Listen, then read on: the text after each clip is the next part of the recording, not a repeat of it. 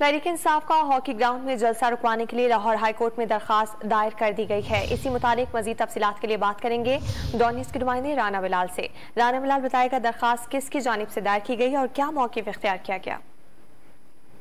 काशिफ ने इरफान एडवोकेट के जरिए दरखास्त दायर की है, जिसमें इस्तदा की गई है कि लाहौर हाई कोर्ट 13 तहरीक इंसाफ का जो 13 अगस्त को हॉकी ग्राउंड में जलसा होने जा रहा है उसे रोकने का हुक्म दे। इस आईनी दरखास्त में डीजी स्पोर्ट्स को और डीसी लाहौर को फरीक बनाते हुए ये मौक़िफ़ इख्तियार किया गया है कि जलसे के लिए ऑस्ट्रॉफ को उखाड़ा जा रहा है। ऑस्ट्रॉफ को उखाड़ने और बिछाने पर करोड़ों रुपए जो है वो खर्च होंगे, इसलिए अदालत जो है वो फौरी तौर पर लाहौर के हॉकी ग्राउंड में तहरीक इंसाफ के इस जलसे को रोकने का हुक्म दे।